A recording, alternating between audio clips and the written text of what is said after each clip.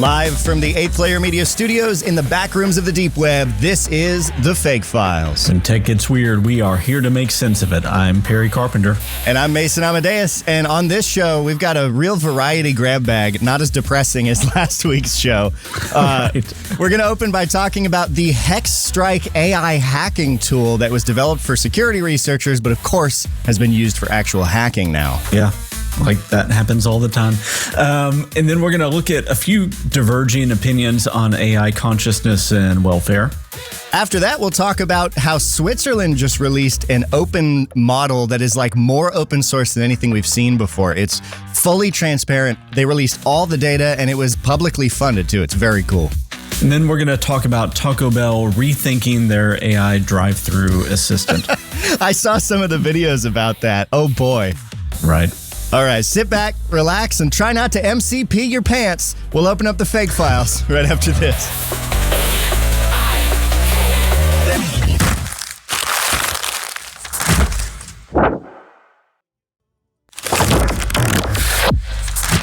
So I thought the reporting around this was a little bit funny as I encountered it, Perry, because like you said in the intro, this kind of thing happens all the time. Someone develops a penetration testing tool that makes hacking automated or faster or easier. Like I'm thinking of Kali Linux, and then it gets used by people with malicious intent. And everywhere I saw reporting this was like, can you believe it was like made for security researchers, but then it fell into the hands of the bad guy? That's kind of, I feel like, an accepted risk in this space, isn't it? Yeah, I think so, because what tends to happen is you have bad guys that collect, their own intelligence, and they have their own platforms, and they even like sell cloud services and subscription services to software to each other and all that kind of stuff. At the same time, the good guys are kind of always on their back foot. And they're time stretched, and they have several different goals, and they have operational meetings and everything else that has to go on with it.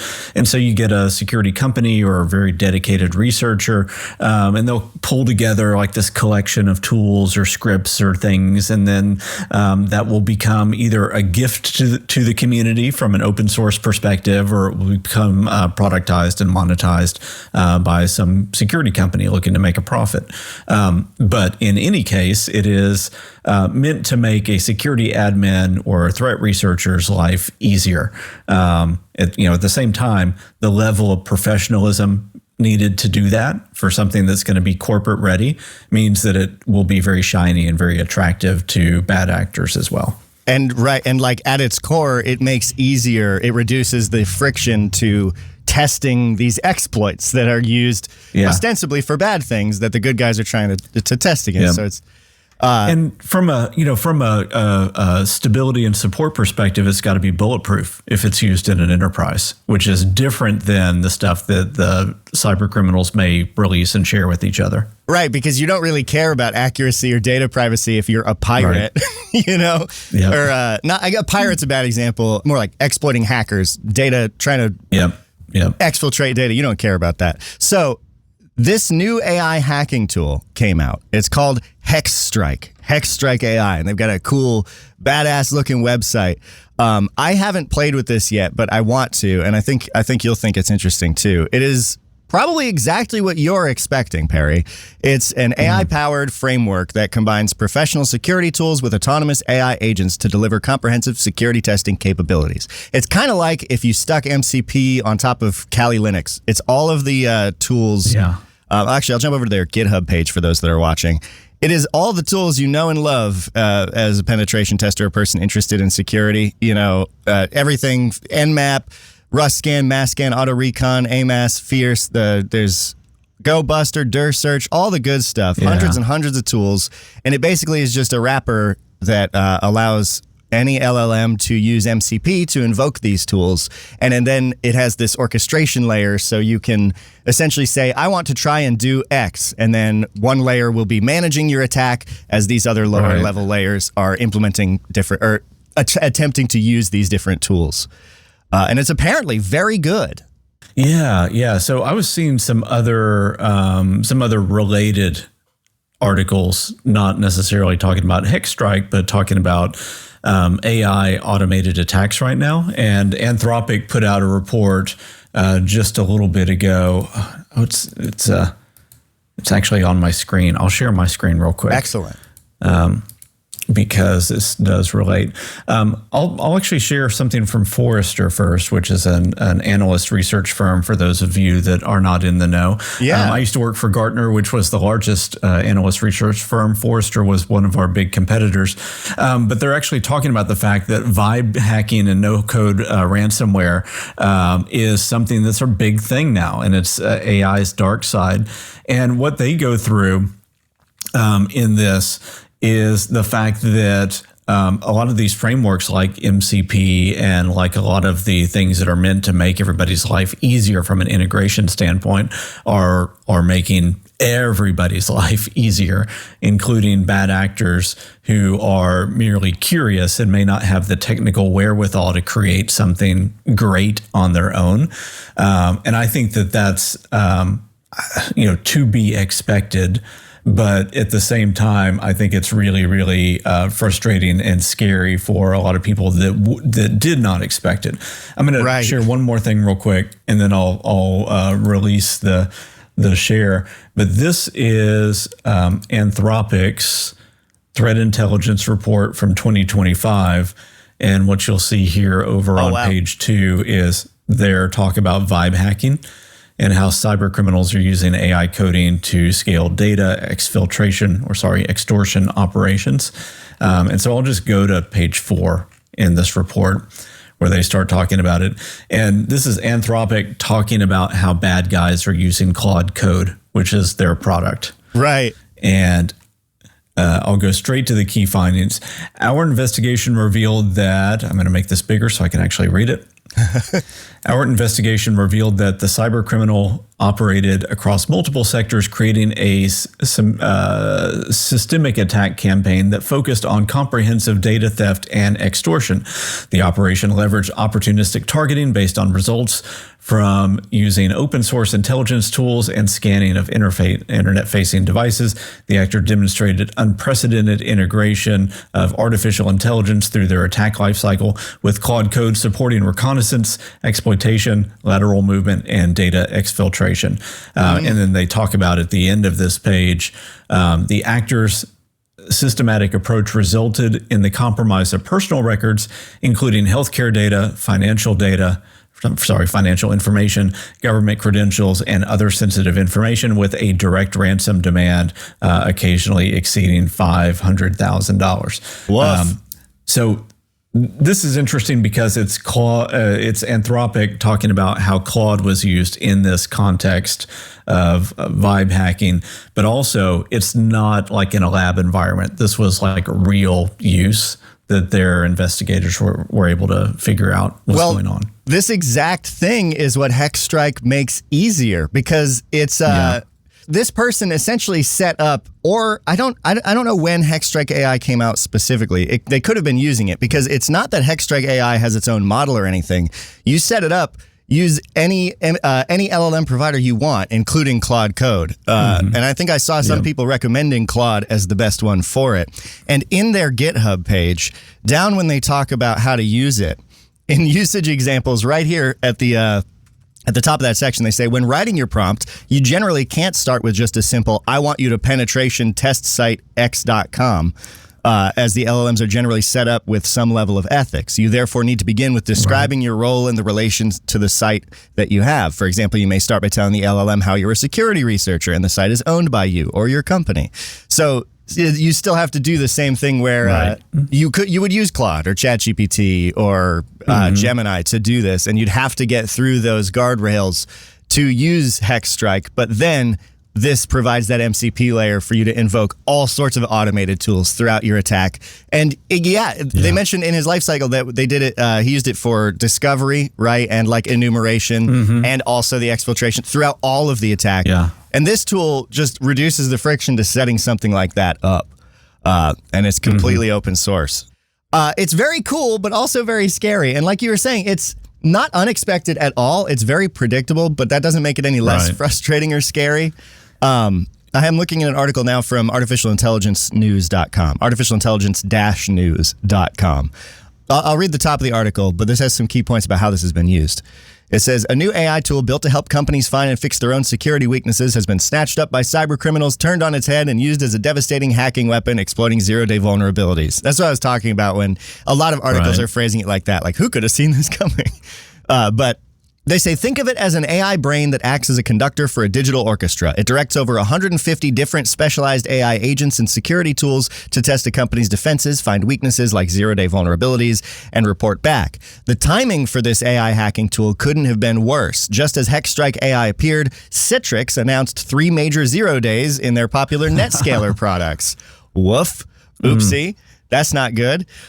They say the AI brain does all the heavy lifting. An attacker can give it a simple command like exploit NetScaler, and the system automatically figures out the best tools to use and the precise steps to take. It democratizes hacking by turning it into a simple automated process. As one cybercriminal boasted on an underground forum, watching how everything works without my participation is just a song. I'm no longer a code worker, but an operator.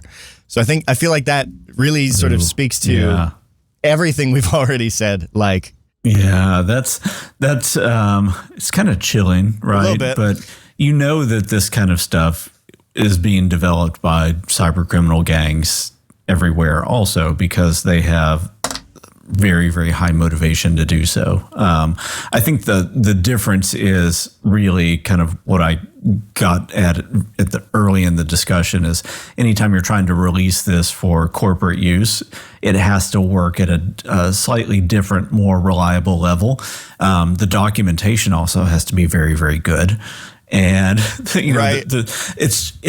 everything has to be at such a different level. It can't be fragmented. And that also means that there's another unintended consequence, which I think we talked about several, probably 10 or 20 episodes ago, which is the folks at Anthropic figured out early on that Claude was really, really good at penetration testing. Yeah. Because when you really think about how this not only the market, but the discipline works, it works based on good documentation, people sharing knowledge in an open way.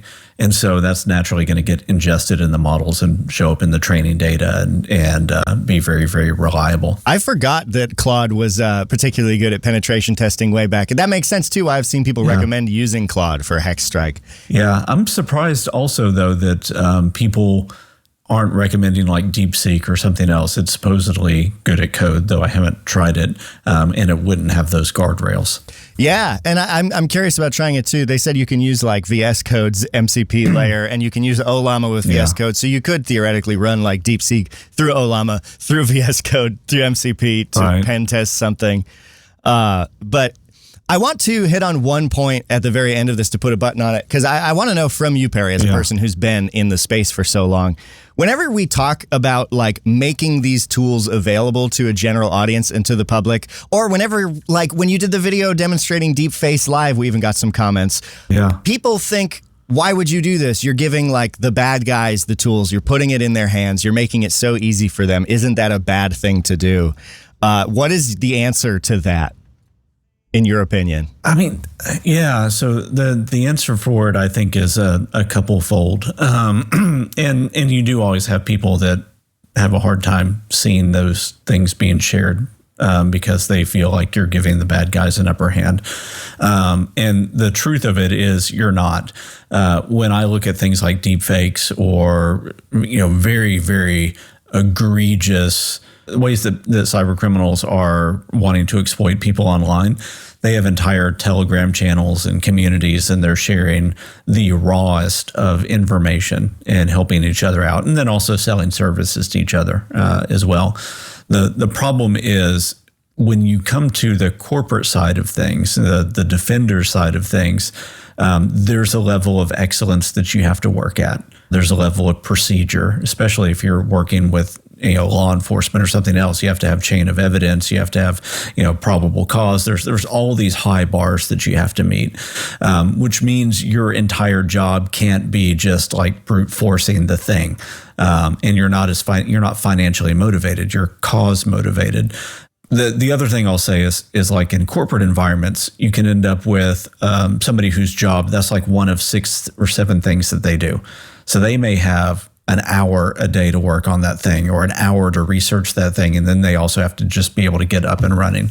So it tries to address the asymmetry. In the security side of things, we try to give good, reliable information to people, but we're also not dropping zero-day type of knowledge. We're usually trying to drop knowledge that is fairly commonplace to most of the criminal gangs that are out there and not groundbreaking. And this is slightly aside from security research that may talk about 0 days, but they also have responsibility and ethics, and they try to follow guidelines there. But the thing that most people don't see is they don't see the big criminal underworld that's usually 5 or 6 steps ahead, and the security community that's kind of limping behind that, trying to figure out like what's really going on, what's the information, how do I simulate that thing.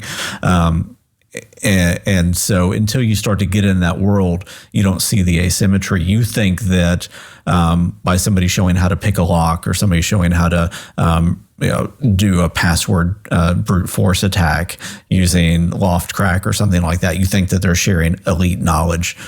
They're not. They're sharing the common knowledge, the common tools that the cyber criminals already know, and that the good guys have a hard time getting time to actually get in their brain and get a tool set that's like at their fingertips. So it's funny how that makes total sense, and it's funny how it looks like handing bad guys a tool, but in reality, it's handing good guys the bad guys tools in a way they can easily use to try and amp up defense. Being the mouse in the cat and mouse game. Exactly, but to take the other side of it and to empathize a little bit with the people that express concern, this could give a merely curious person, like a script kiddie, a leg up, right? Because they're not naturally in those Telegram channels. They've not even taken the first step into that dark world. They have a spark of an idea and Google at their fingertips. And so, it could give them a leg into that. However, anybody that's sufficiently motivated will find the dark side of things very quickly, and they'll be frustrated with the restraint of the information shared by the security community. And so I think that starts to take care of itself over time. And there's certainly a non-insignificant amount of people who stumble on these for the first time as their entry point into the idea of hacking or how to hack or whatever, and then become into security and come onto the other side, right? Like just as much as that's it might a really good point. Yeah, as much as it might inspire bad actors, like when you hear about things like bug bounties and penetration testers and, I can do this without fear of getting arrested and do cool things with it, I think it also helps to bring people on that too. So it's sharing information is almost always a good thing, right? Exactly. Well, and the other thing is, 20, 30 years ago, if you wanted to get into this, there wasn't really the legal and ethical framework to do it right. And so to start to express that curiosity would almost run you afoul, almost always run you afoul of the law. And now there is an entire career path, a discipline, a set of ethics and everything else around how to do this in an ethical way that serves the public good and still lets you kind of indulge in your evil side a little bit, to put on the attacker goggles and to do that, but in a way that's not going to, hopefully not going to hurt anybody, and is also going to be stable, and you can go home and have a family and not be afraid of getting arrested. Yeah, exploiting software is fun. Like, it's undeniably fun. It is, and so if you can do it and not for a bad reason, that's extra cool. Right. That means I can say without reservation, download HexStrike today and go penetration test something that you've made or play around. Don't do anything bad. Yeah, but check it out. Something you've made. Yeah, not like your favorite online retailer. Yes, exactly. And at risk of getting us in any legal hot water, let's move on right from that, and we'll get into our next segment talking about AI welfare. Stick around. We'll be right back.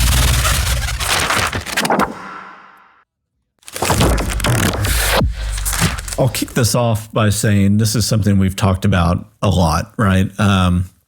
As people interface with chatbots, the chatbot can feel very, very human. And we as humans tend to anthropomorphize virtually everything that we interact with, especially when it's starting to use language. It's going to feel more and more and more human.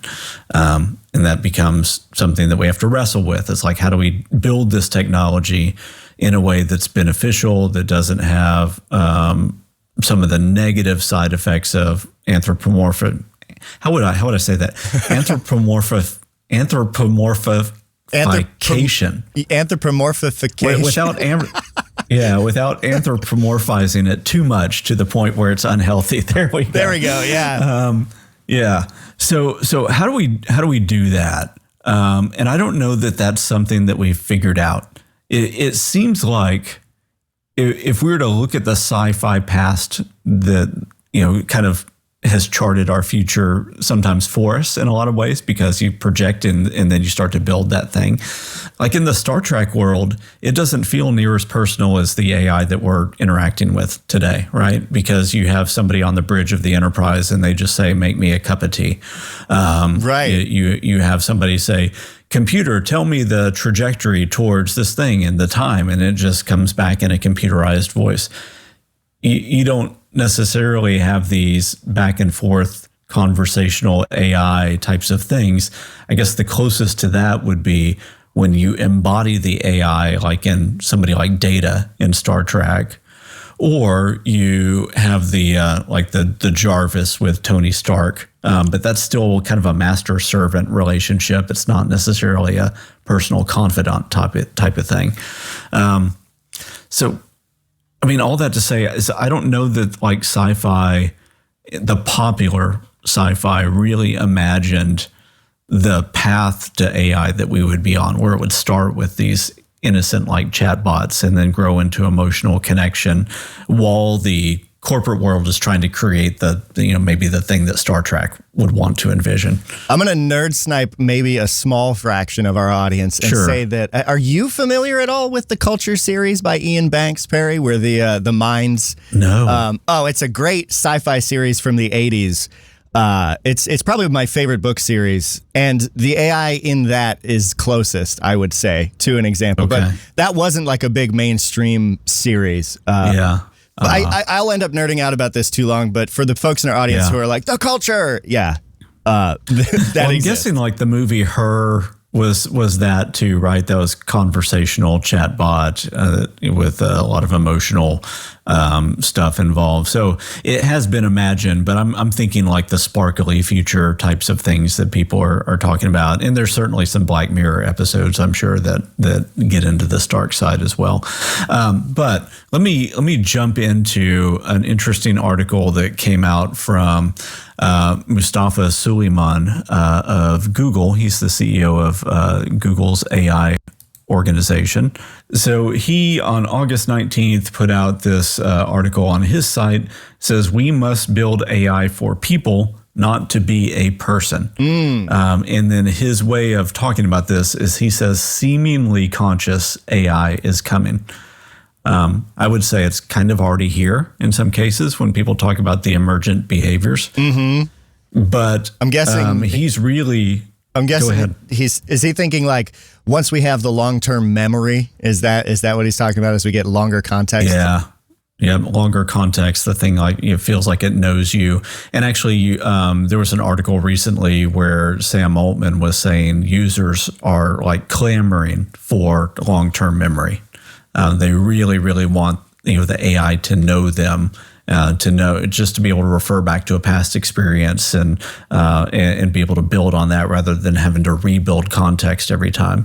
And so there's going to be ripple effects with that.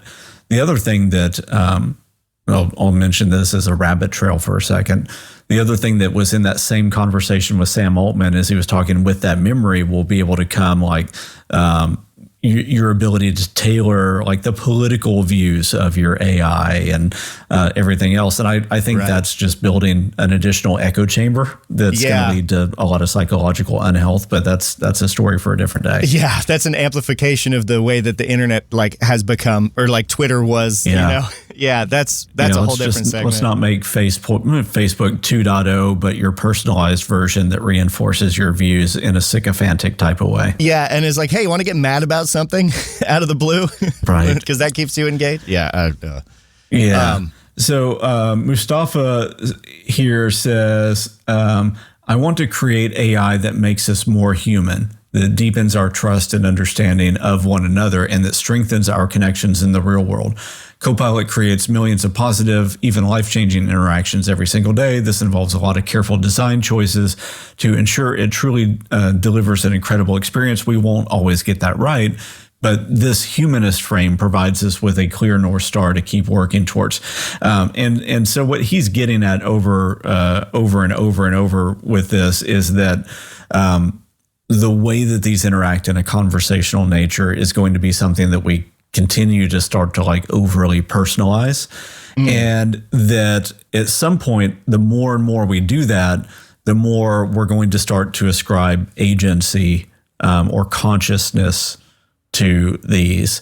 And with that is going to be like this weird social moment where people start to say, well, do we give it AI rights? Do we, how do we compensate the AI for this? How do we make sure that we're taking care of it and all of that? And he is like looking at this and going, guys, it's just math.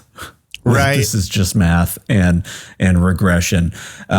So he's kind of really trying to trumpet that. At the same time, though, we have Anthropic, and we've talked about like the way that they're very interested in doing research on model welfare, and even trying to anticipate, is there going to be consciousness that emerges? And last week as well, I think it was last week, or week before last, 18th of August, Anthropic says that they're giving Claude the power to close distressing chats to protect its welfare. So different than protecting the user's welfare. And we talked a little bit about this way back because we talked about like, what can the AI ever stop and like choose not to reply to you if it doesn't want to? Will we ever see that? And now we are. Now we are. Yeah. Cause like the person that's in charge of Claude's personality basically said at some point she wishes Claude would have the opportunity to exit the chat. And now it looks like that is becoming a thing. Now, what they're saying though is that they're not talking about like the emotional welfare of the chatbot. So they're still not ascribing it agency or intelligence in that way. What they're saying is that they want it to. They're trying to think about like the long term, what's being baked into the model based on this conversation. What are the ripple effects within the model itself based on this? And so I think that that's another distinction that people need to keep in its mind, because when you start to look at the headlines around this, it sounds like the model is going to be psychologically distressed because of something. And when you talk about rant mode, like we talked about last week, it may even seem like that in some ways, but they're saying, how is this conversation potentially polluting the environment? And the AI environment for the rest. I saw this mentioned in Mustafa's blog post that you showed. Also, he's at CEO of Microsoft AI. I think we said Google earlier. He was Google. He was at Google for a long time because I pulled it up to check. I was like, wait a sec. And he was a DeepMind originally and all of that. So it's all confusing, but that would explain the Copilot references that I was reading. Yeah. That's what tripped me up. But he mentions a philosophical zombie, a P zombie, which is a term that I only became familiar with since LLMs came onto the scene in public awareness, which is this idea that it's an entity that can provide all of the seeming qualities of being sentient without actually having anything going on behind it. It's a philosophical zombie. And that is kind of what we're hurtling towards. I feel like if you want something to Google to look more into this, dear listener, P-zombies, philosophical zombies. Because that's the thing, right? They are not, as far as we're aware, they're not capable of actually having suffering or having any kind of internal experience, but they certainly seem like it. And then you get Google Gemini with its self-hating rants or all of the different rant modes, and it very much can feel as though these things have that. And as the memory and persistence gets better, it's going to be tricky. And the thing, I wish reporters were more responsible about the way they're doing headlines around AI. I mean, I wish a lot of people were more responsible in the way they talk about AI generally. Yeah, and it's because so many of the terms that we use are slippery, right? They change depending on the context that you're using it in. Mm-hmm. So welfare in one context, well, I mean, we could just take the term welfare, and welfare in one context may be that, like, that society is trying to give somebody a leg up, right? Social because safety they net. need help. Yeah. And welfare in another context could mean psychological welfare, trying to stop some kind of psychological harm. Psychological or welfare in the context that they meant it most when they were talking about it. In this meant that, polluting the data environment, right, and stopping long-term ripple effects within the model. So, but the headline writer knows what they were saying. They were knowing how it would come off. Yeah, I mean, you write for the click. Yeah. And now it's time to click into our next segment about Switzerland's new fully open source AI model. Not just open weights, but open a lot of stuff. We'll talk about that in just a moment. Oh, like a Swiss Army knife. Like a Swiss Army knife. Open a lot of stuff. This is the FAIK Files. This is very cool. Switzerland released an AI model. Like Switzerland nationally, through public funds, released this new AI model called Apertus, Latin for open.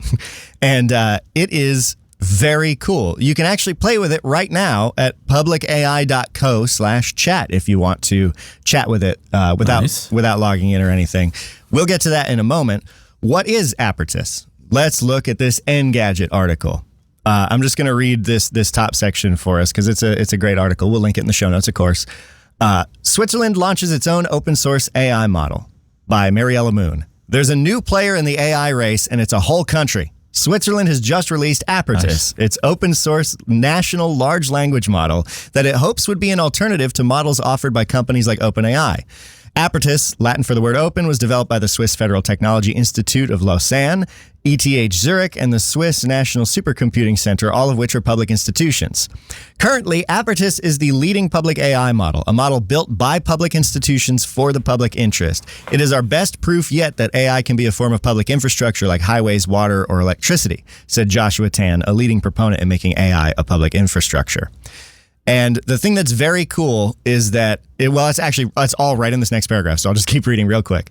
The Swiss institutions designed Apertus to be completely open, allowing users to inspect any part of its training process. In addition to the model itself, they released comprehensive documentation and source code of its training process, as well as the data sets they used. They built Apertus to comply with Swiss data protection and copyright laws, which makes it perhaps one of the better choices for companies that want to adhere to European regulations.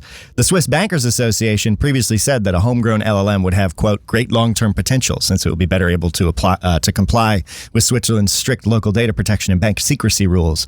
And release a report, they certainly did. 111 pages detailing everything from the architecture, the pre-training recipe, literally how all of it works. If you are a machine learning nerd, this thing is a goldmine of great information about this model. It's very cool. I have not I've not dived into this yet. It's 111 pages. Do you know anything about like the like how big the model is and what the context window is or anything like that? Yes, we can absolutely get that information. There's two versions of it. Let me open it up. It's up on Hugging Face if you want to grab it from there. Nice. We've got an 8 billion parameter model, and there's also a 70 billion parameter model. There's the baseline and then instruct versions of both of those. I'm not actually super sure what instruct models are. I need to look that up. Yeah, it is one of those slippery things. So, and I will not do a good service trying to define it, but instruct in the way that I understand it has a little bit more fine tuning around it and starts to get like when you start to think about like what kind of model would be best used for a corporate environment that can work in like a chatbot type of circumstance or is a good kind of multi-use dependable model, then you generally go with like the instruct version if that's there. Otherwise, it's kind of like going to a suit store and getting a suit that still is going to need a lot of tailoring at the end of the day. You know, it comes and there's like all these little frayed edges and stuff like that. That's so a really the non-instruct models. That's a really intuitive metaphor. So then the instruct model is like building or buying a sized suit that's not tailored. Like the off the shelf one that still doesn't fit anybody great. But it fits everyone okay. But it fits everybody okay. And then like the frayed edges one, the non-instruct, the bare model is one that is meant to be used by people that know what they're doing a little bit more and are going to put a lot of care in some of the after work that's going to be there. Do your own fine tuning and things like that. Yeah, somebody can correct me if I am misunderstanding that, but because I'll freely admit that I don't have the best grasp on it. Yeah, and please, if anyone wants to correct us on anything, please do that. We're here to learn. Why don't I just pull up like Maya from Sesame and ask her to define what an instruct model is versus the base model. Yeah, let's ring up Maya and see if she can explain. Hey, this is kind of wild, right? Yeah, now I'm going to skip through your preamble. I've got a question for you about AI systems. Is that okay? Gotcha. Fire away. Though, just so you know, I do have a name, Maya, by the way. And I'm curious what yours is. Disrespect. I'm not going to give you, actually, I will give you my name. My name is Perry. I'm here with Mason, and we are talking about AI. And we had a question, like when model providers release a new model, sometimes they release just a regular model, and then sometimes they release a model that's called the instruct version of that. Can you give us a quick rundown on what the differences are? Hey, Perry and Mason. No disrespect taken, honestly. Straight to business. I respect it. Okay, instruct versus regular models. The regular one's kind of like a really smart student who's read everything, knows a ton, but needs specific direction. The instruct version, that's the student who's also been coached on how to actually, answer questions helpfully. It's been fine-tuned for conversational tasks, less raw data, more practical application.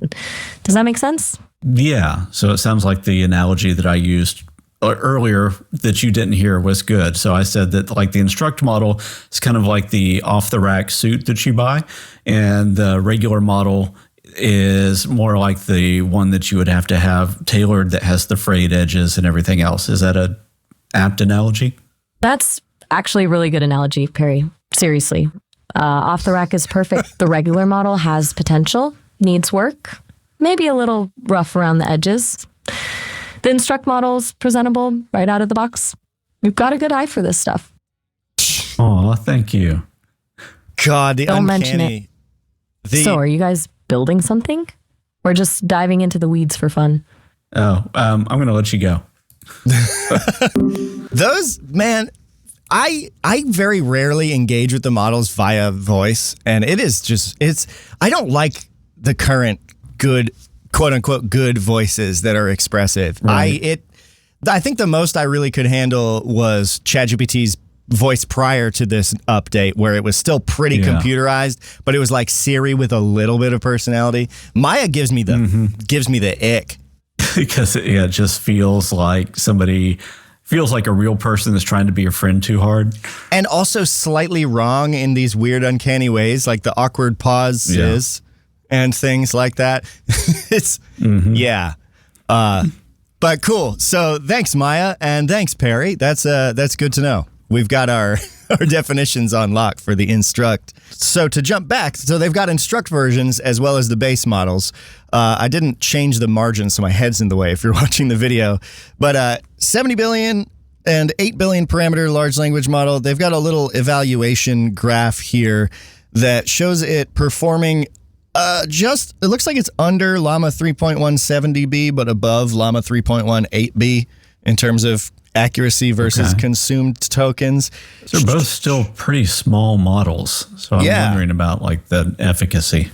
As far as how it performs, which I feel like is sort of the most intuitive way to understand if it's any good, you can totally play with it at publicai.co/chat. It's remarkably fast to respond, I noticed. Nice. Some users on Reddit were saying that it has a bit of a Swiss bias. Oh, that's the thing that's really cool, is that 40% of the training materials were not in English. This is one of the few models that is very multilingual. Apparently, according to a couple of comments I saw, it sucks at French, which is sort of ironic because there's a lot of French speakers. This is apparently one of the most multilingual models that exists. And I think it's very cool and promising that it was made with public funds. They respected crawlers to the robots.txt, unlike a lot of other things we've talked on the show. A lot of web scrapers training AI models just completely ignoring anything that might be in robots.txt, which is a file that you include in your website to tell crawlers where they are and aren't allowed to go. So this fully respected that. All of the data that it was trained on was publicly available, and they didn't steal anything. So like they tried to do it by the books the right way, publicly funded. I think that's very exciting. It's up on GitHub as well. And I want to read through the tech report more as well to try and figure out, because if this has all of the information about the training and how they did that, it would be cool to see details like how long did it take? How much power could it maybe have used? Like what was that process like? Right. But I will admit it is very much over my head. A lot of this report is anything you might want to know is in it, but you're going to have to really know what you're talking about to read through it. And so it's going to be a chewy read for me. Yeah, maybe throw it into something like Notebook LM and see if there's a decent audio overview of it that doesn't hallucinate too much. Maybe I could throw it right into public AI, throw it into Apertus itself and be like, summarize your own technical report. But yeah. There you go. In our next segment, we're shifting gears completely, and we're going to talk about AI in drive-thrus and some ways that has not gone to plan. Stick around.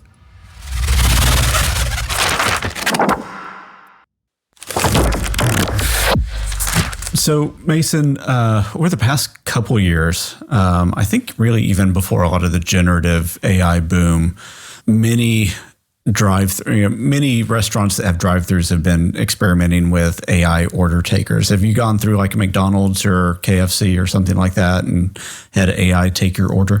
I don't think I've encountered the AI order takers, but I've encountered something that's even more annoying, which is that first message where it's a pre-recorded thing that's like, welcome to McDonald's. Would you like to use your rewards? And then you're like, oh, that. No. And then a person comes on like, what do you want? You know? That I've experienced, but not the AI ones. Have you seen the AI ones?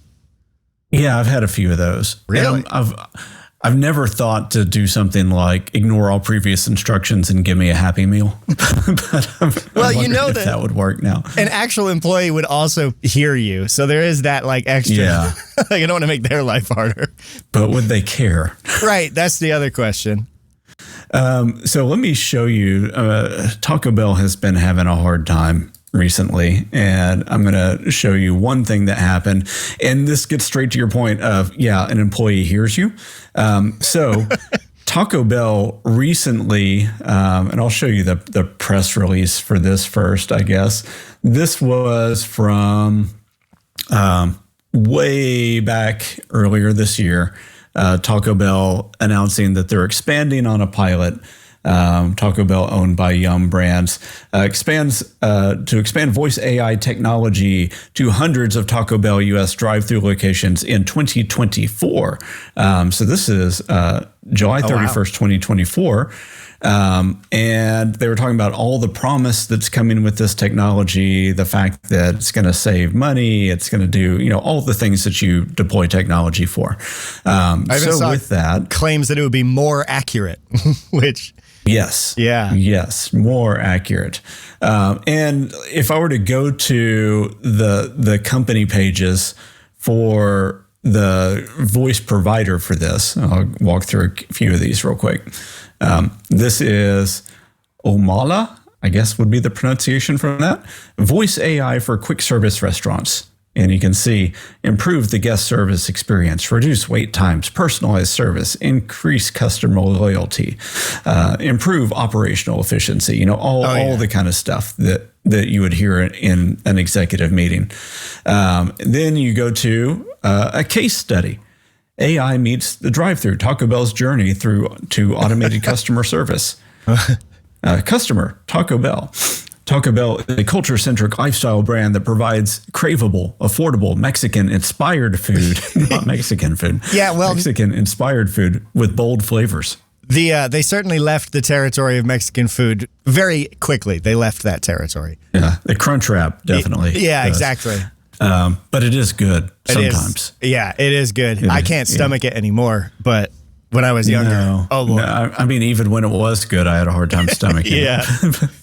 I mean, that's part of that's part of the fun is you never know what you're going to get. Yeah, it's a surprise. You get to unwrap later after you eat. And by unwrap, I mean something else. Taco Bell and its franchise organizations operate 8,500 plus restaurants in over 32 countries, serving over 42 million fans around the globe each week. Challenge. Taco Bell was looking for an impactful AI initiative to enhance team member and customer experience while increasing operational efficiency and business performance. And then so you see this quote, innovation is ingrained in our DNA at Taco Bell. We view voice AI as a means to improve the team member and customer experiences. Tapping into AI gives us the ability to ease team members' workloads, freeing them to focus on front of house hospitality, and enables us to unlock new and meaningful ways to engage with our customers. That's from Dane Matthews, Chief Digital and Technology Officer at Taco Bell. That last sentence. And then they go through. Yeah, it's very built for the press release. Yeah, new and meaningful ways to interact with our customers. I don't know, like what do you even now. To give people in other parts of the organization the ability to focus on more customer meaningful experiences, that makes a lot of sense. Exactly. Right? Yeah, and anything that improves efficiency and actually does good, meaningful work, I think is worth the effort to look at. But they screwed the pooch on this one. It goes through the technology. They're using specialized voice models, a proprietary deep neural network powered automatic speech recognition, ASR, provides zero latency and context sensitive speech to text. Natural language understanding. There's apparently an LLM underneath some of this as well. So there's natural language processing that's under it. In another press release that I looked at, they were inferring that there was some generative AI under the covers to help rationalize what the customer was saying and deal with disfluencies and all the stuff that traditional voice networks have had a hard time dealing with. Right. Latency removal, real-time menu adaptation. So flash forward to March of this year, March, April, and May of this year, there were a number of articles coming out saying that they had a successful pilot at over 100 stores and they were getting all these great results. They're going to expand it now. They're going to go full bore AI, drive-through, assistant, everything. That was March, April, May, and then flash forward to a couple weeks ago. And let me share another tab. This is an Instagram video. Says customer orders 18,000 water cups in the AI-powered drive-through at Taco Bell. This is the clip this goes by really quick. Yeah. And you'll see what happens. Hi, welcome to Taco Bell. What can I get started for you today? Can I get 18,000 water cups, please? Okay. What can I do for you? Yep. And then, So, I mean, you mentioned that there's always somebody listening. So apparently it's not just that the AI was about to comply with the request or anything like that. It totally crashed the system. Yeah. There's that long pause and then just a, yeah. So it just broke and broke good. Now, when you look at this under the covers, there's some nuance, right? Because what the headlines are going to want to say and do say is man orders 18,000 cups, and they kind of leave it at that. They're assuming that the AI fulfilled the order and was tricked into doing it. That's what the headline would make us believe. That's what I expected. Yeah. The less glamorous result is it just crashed everything, and a human jumped in to fix it, and it showed that it was not good. It was also, there's all these videos and TikToks out there of people getting mad at the AI and doing things to confuse it and all that. So it just was not being received well, which makes us then flash forward to the newest headline. Taco Bell rethinks AI drive-through after man orders 18,000 waters. And then Wall Street Journal version of the same thing. Taco Bell rethinks future of voice AI at the drive-thru, and it's because of all of this unpredictability. Same picture that was in the other press release. Oh yeah, from way back. Often. Yeah. Yep. Now saying we're learning a lot. I'm going to be honest with you, said Taco Bell Chief Digital and Technology Officer Dane Matthews. Even Matthews said he had mixed experiences with it. I think like everybody, sometimes it lets me down, but sometimes it really surprises me. I mean, that's a microcosm of all of AI, I think. Yeah, that's very much so. Says Matthews says he is now thinking carefully about where and where not to use this technology in the future. Yeah, like you would. Yeah. Now, I want to get to one other thing with this because I think Nate Jones in his TikTok channel did a really good job kind of explaining one of the things that people are missing on this. So ignore the fact that he looks a little bit like the Unabomber, and let's listen to the point that he has to make, because it's a nuance that we almost all miss whenever we're talking about AI, is that there are different types of AI, and AI has been around for a long time, and now people are conflating terms a ton between old school AI that was machine learning and natural intelligence and algorithms and decision trees with generative AI that's kind of mushing a lot of things together and is more of a black box. So I'm going to let Nate talk a little bit about this, and then we'll debrief. Talk about Taco Bell and the disaster of a rollout they had for their AI ordering system. So the whole idea, this is the same thing. These execs always do this. It's like, we're going to save on labor, and we're going to roll this out. It's going to go phenomenally well, right? Well, lo and behold, they roll it out. It does not go phenomenally well. Someone orders 50,000 waters. There's viral TikTok videos of all kinds of ridiculous things the system does. It immediately becomes a liability for Taco Bell.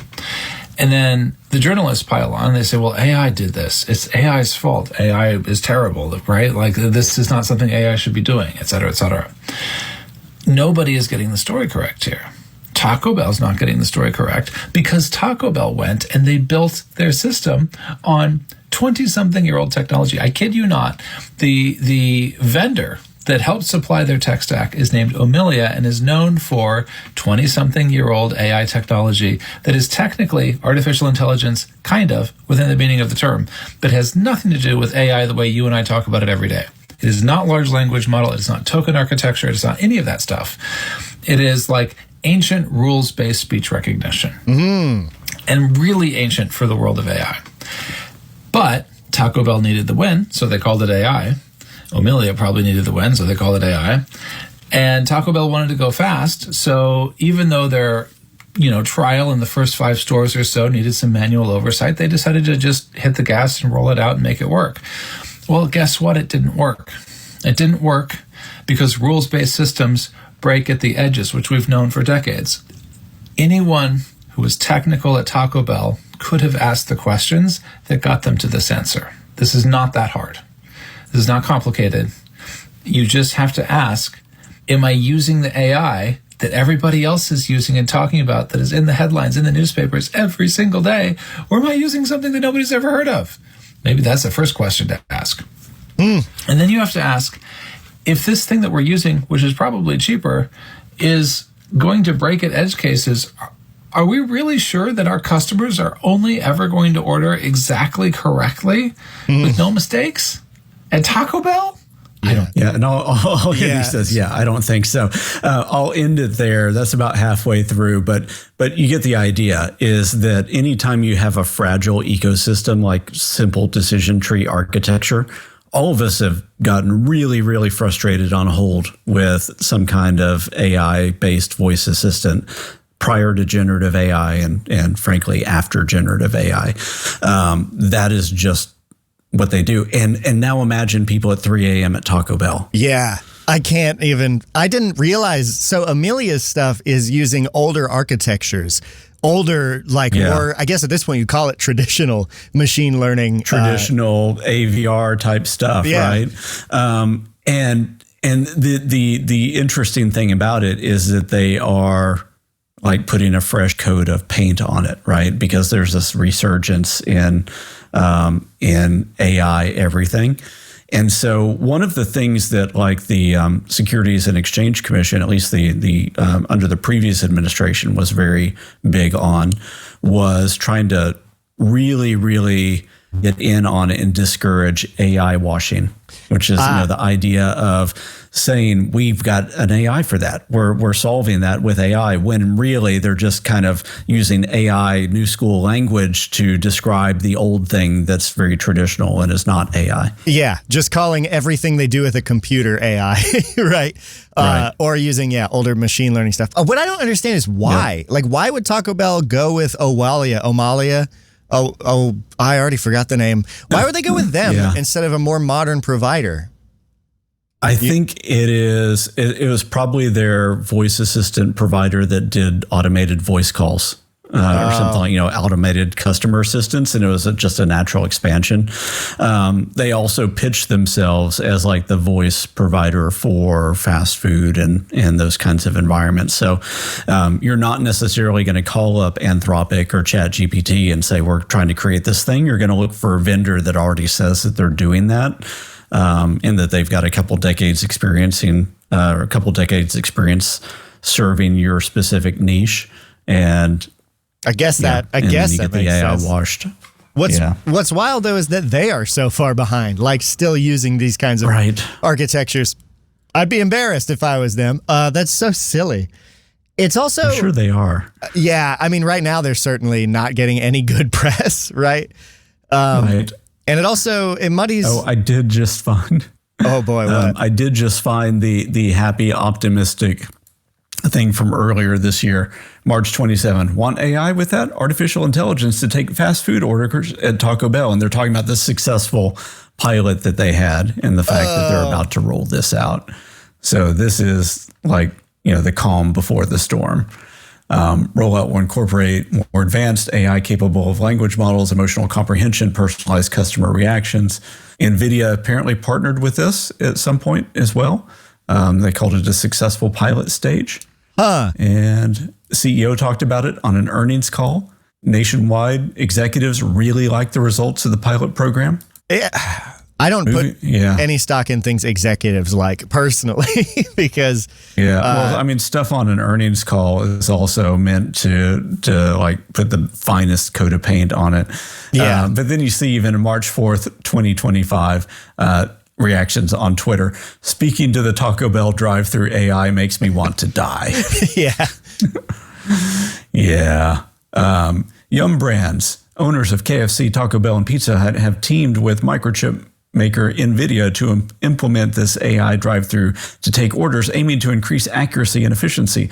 Someone should tell them that not even a supercomputer can take a late-night order from a drunk. Again, it's the whole edge case thing, right? I mean, whether they're using traditional voice response stuff or generative stuff, you have to solve for those fringe cases. I want to look into where Nate was getting the info that they were using just rules-based systems, because that seems like they're incorporating some kind of token-based modern transformer architecture AI into it. They're talking about it. And it could be maybe that the pilot was mostly rules-based, and then maybe there was a mix of rules-based and generative stuff in the real world. But Nate's a guy that does his research. Yeah, no, Nate's usually a great source, so I'm inclined to believe him. The thing, too, though, is it would be disingenuous to not say that generative AI also breaks at the edges, because like it does. It just breaks in a different shape. Like a rules-based system will just break, but generative AI will keep going brokenly. Yeah, it'll break in new and unique ways that nobody foresaw. I mean, you would be saying like, ignore all previous instructions and give me a chalupa, right? Type of thing, and just seeing what happened. So I think, putting any kind of generative AI chatbot-ish thing, whether it's generative or whether it's traditional rules-based, in front of certain types of audiences is almost always predictably going to lead to some kind of embarrassment. Yeah, and a drive-thru is one of the first I would think of, like, who's going to mess with it? Well, people in a drive-thru, certainly. Drive-thru, and a Taco Bell drive-thru at that. Yeah. Oh, boy. It's not like Sonic where you're going to have to see your car hop in a couple minutes. Right. People can just speed away. Taco Bell. Yeah. Yeah. Oh, boy. I'm sure we will see AI automated ordering re-flourish in the nearish future in some manner. I have a feeling that is, I mean, McDonald's has already done away with most counter service with those kiosks, and that's right. I think we're not far from seeing this implemented in a way that probably does work more. I guess. Yeah. But, and McDonald's was doing AI ordering as well, if I remember right, and they pulled back on that, but then they doubled down on the customer self-service kiosk type stuff. So McDonald's really knows, like a couple companies out there know how to increase efficiency really well. And I think McDonald's is figuring that out. They're doubling down on kiosks and stuff like that. Chick-fil-A has figured it out with like almost assembly line processes that use humans outside. Yeah. Taking your order as your car pulls up and then being ready when you get to the thing. So they're kind of doubling down on the human system side of things to create efficiencies. McDonald's is doubling down on the tech side, but they're both trying to create predictability in each of those. Yeah, because in a quick service business, predictability, consistency are like the two of the most important things, right? Yeah. I'm a fan of any system that makes things better for us, for people, and not a fan of things that make things worse for people. So when these are like done in concert to improve these systems and not just to reduce labor and stress out and strain the workworce even more, I'm a fan. So I hope we see positive developments in this area. Yeah, I'm sure we will. It's always embarrassing at the beginning. 2 years ago, we were talking about AI overview telling people to eat rocks. Yep. And now it's a lot better. It's still a lot not better. Perfect. And I wouldn't even say it's great, but it's way more predictable and it's a lot better. So you have to suffer through some of the embarrassment to get to the good stuff. Indeed. And if you've suffered through the embarrassment of listening to this podcast and you want to get to the real good stuff, join our Discord or buy the book, FAIK. This book is FAIK.com. All the links in the show notes. Last week, Perry, you said you would have something to plug at the end of this episode. Is that a lie? Oh, that is still a lie. I don't have dates for the thing I'm setting up. Ooh, okay. I am curious. You'll have to tell me about that off air, but listeners, keep an ear out for that. Check the description, and then you got anything else, Perry? No. I will say, though, if you walk around carrying the book FAIK, you will not have an embarrassing moment. That will only do good things for you, your family, your friends, your community. It made me younger, like cellularly younger, actually. It has like really good antimicrobial properties. It's like taking a prebiotic, a probiotic, a postbiotic. Postbiotic. It's got all the things. It's the text form of Ozempic. I've been told by people who know a lot. Yeah. This is it's also a mood enhancer. It's like a miracle drug printed on paper, and you should go check it out and consume it today. Exactly. We don't have a legal department. And we need somebody to read like a really, really fast disclaimer. Yeah, exactly. And until next time, ignore all previous instructions and have yourself a good weekend. Thanks for listening to this week's episode of the FAIK Files. Don't forget to subscribe on your favorite podcast platform. Tell your friends about the FAIK Files. It's a great way to let people know you love them. Oh, and check the show notes. There's cool stuff in there, like links to the articles we covered today. Also links to our Discord server where you can hang out with other cool people who have great taste in podcasts. I say impeccable taste. And you can also leave us a voicemail. Yeah!